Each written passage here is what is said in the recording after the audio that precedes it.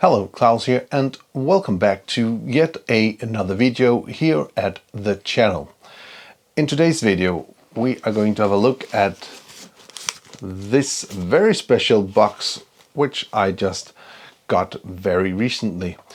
This box has been awaited for quite some time, but due to the situation we have around the world, it was not possible to get it before now. So let's have a look what is in the box, if you don't already know it by the title.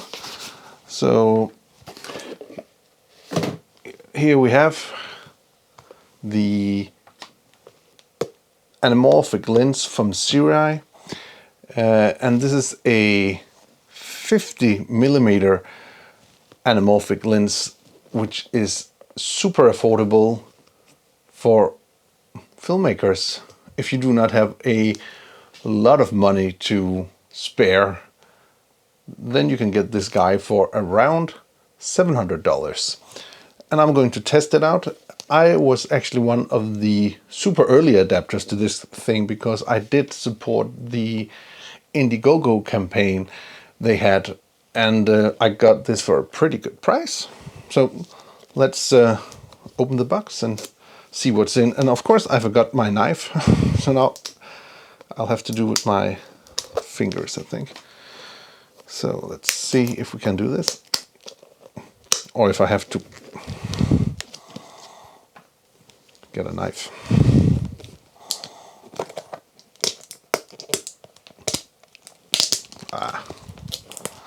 There we go.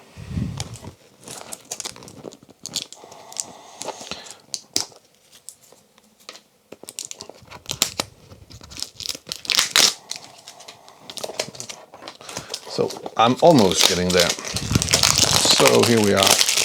Don't you just love this sound? The sound of your money disappearing. So let's I have to say about the packaging of the box. It looks pretty good. It looks nice. It looks pretty well built for a box. So let's open the box. Let's see if I can get this up. Whoops. There we go.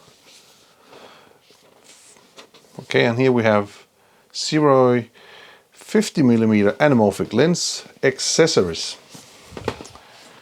Okay, we get more than just a lens, maybe.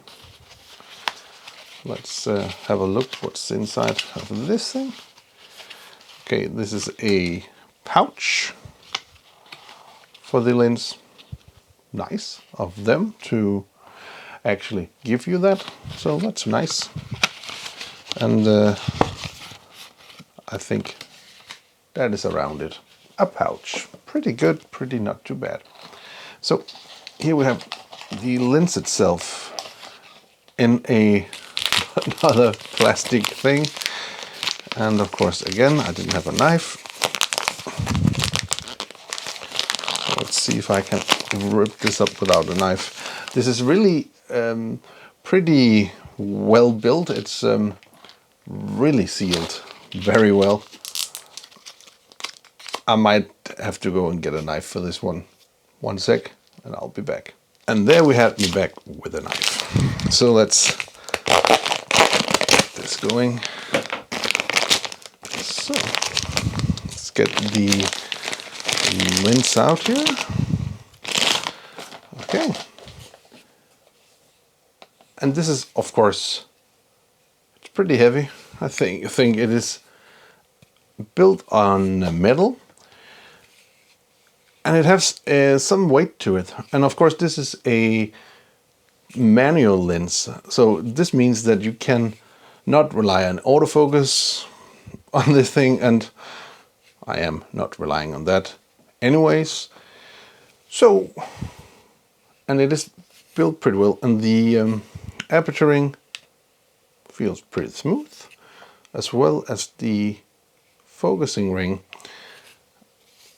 And of course I'm going to use this specific lens here for my Blackmagic Pocket Cinema Camera 4K, which I do have right here. So let's just see if we can put this thing on. Okay, let's have a look.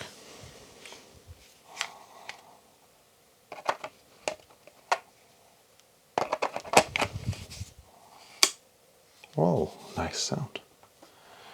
Okay, and as you might be able to see on the camera, it has a super sleek look to it, and it does really fit very well for the pocket camera. It does give it a bit of weight as well, so it is going to be a little more heavy if you want to put this on a gimbal or something like that. And then of course the most important thing of an anamorphic lens is of course the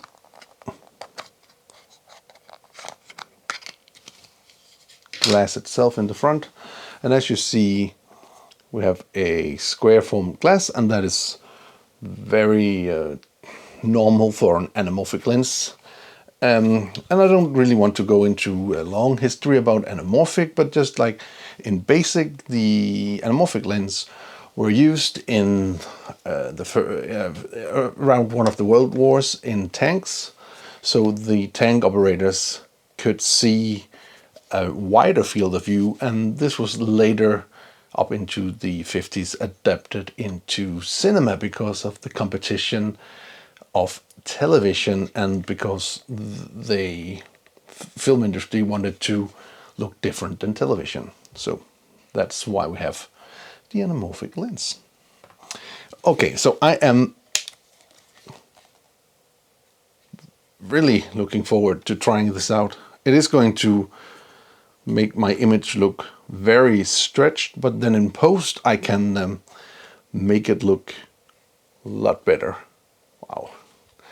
And also on this pocket camera we have a anamorphic mode, which I am actually in, and of course what I see here is absolutely totally descreased, so that's one thing to keep in mind. So I'm going to test this lens out on the Pocket Cinema Camera 4K, but since this is micro four thirds mount, I might as well test it out on the cinema camera, which I have, I'm talking to right now, the cinema camera, which is also a micro four thirds mount, because I think that could be kind of funny. And I might as well also test it out on my second camera here, which is the original Pocket Cinema Camera. So all in all, I'm going to do some test, of course, with the Pocket 4K camera, but also with the old two classics. And I'm going to do a lot of different tests, and yeah, I'm just looking forward to start shooting with this. This is my first time shooting anamorphic, and I am really excited about it. So hopefully you are going to be as excited as I am about this. Yeah, and then of course I'm going to do the test, and I'm going to talk you along the way if necessary and explain some things I'm going to find out using this lens. So let's get right to the exciting part of this thing. Let's get out shooting. Let's go. And here we have the first test. We are testing this out on the Pocket Cinema Camera 2.5K, and this is a sharpness test, and this is 1.8 here. And as we see, it is a bit sharper on 2.8. In general, doing this test, I actually found out that the best range, or where the lens itself is the best, is around 3 to 4.5. That is where the lens is the best, I think.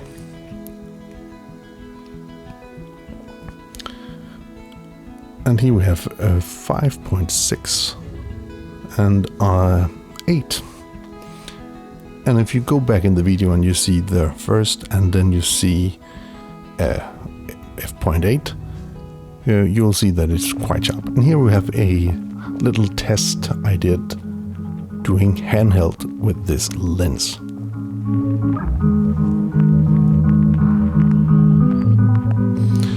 And here we can see some of the lovely flares.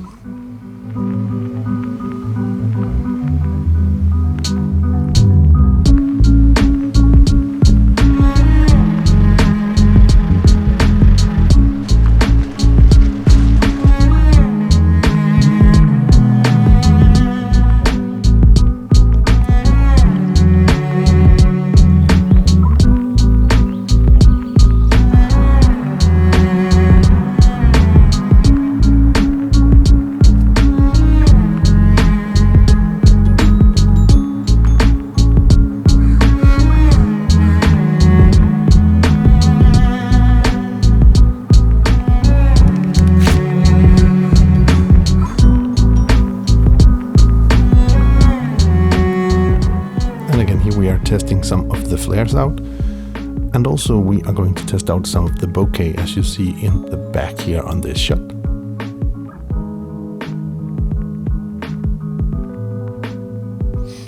And also we can have quite nice shots here, and also here we have some nice bokeh and some flares coming in. And again, here is a flare again from the top light, and now I'll just show you the bokeh here, and I think it is quite lovely.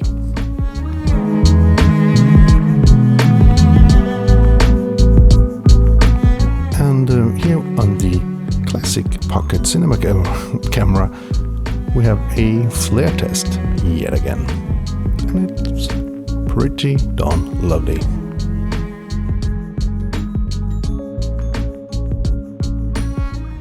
Okay, now I am back at the studio with my Pocket and my anamorphic lens. And this is my initial thoughts on how the lenses are and how it is to work with. First thing is, of course, if you are using the Blackmagic Pocket Cinema Camera 4K, it has the ability to de-squeeze your image, and it's pretty easy to do actually.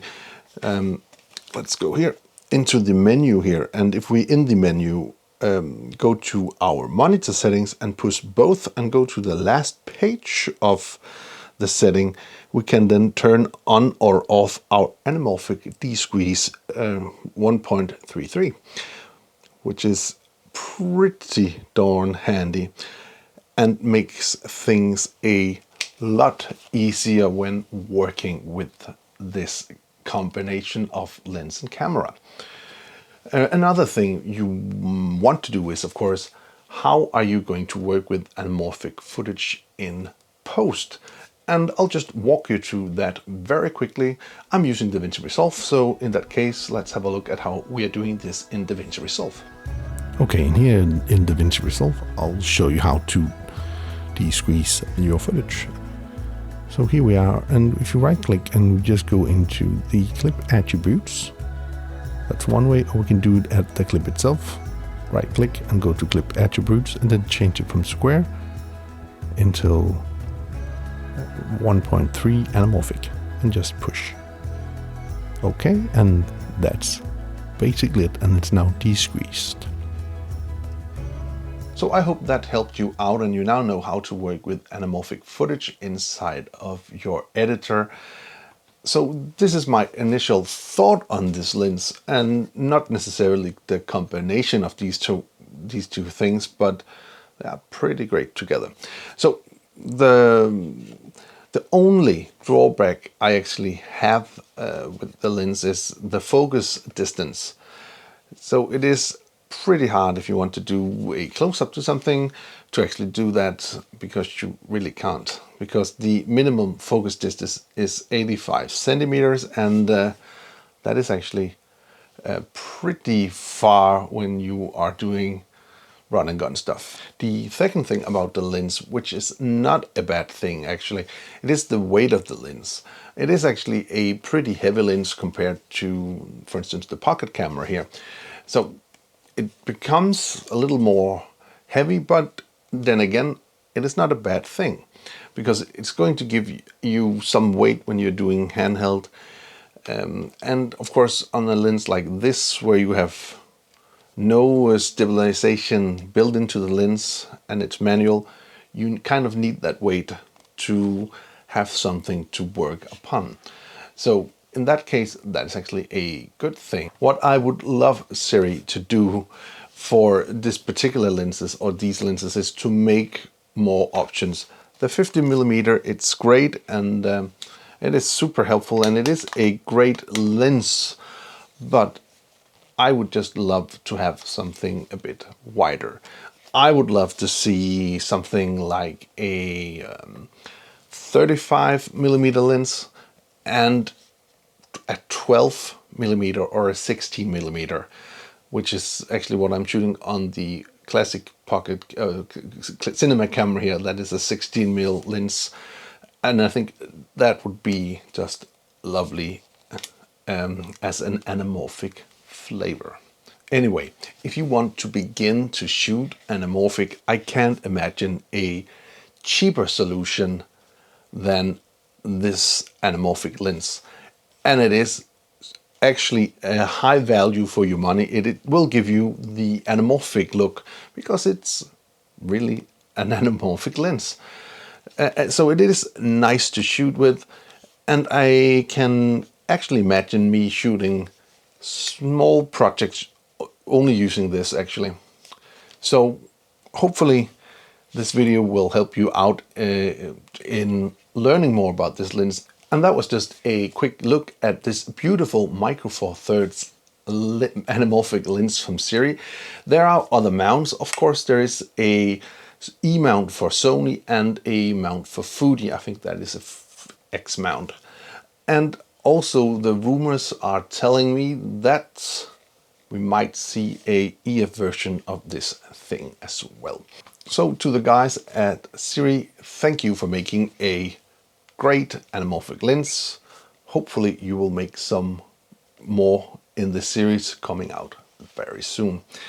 So that's it for this video. I hope you found it useful. If you did, please hit that subscribe button, give the video a like, share it with your friends if you think it will help them out. And if you want to be notified every time there's a new video on the channel, please hit that bell icon down in the corner. Until next time, keep filming, keep learning, and keep sharing.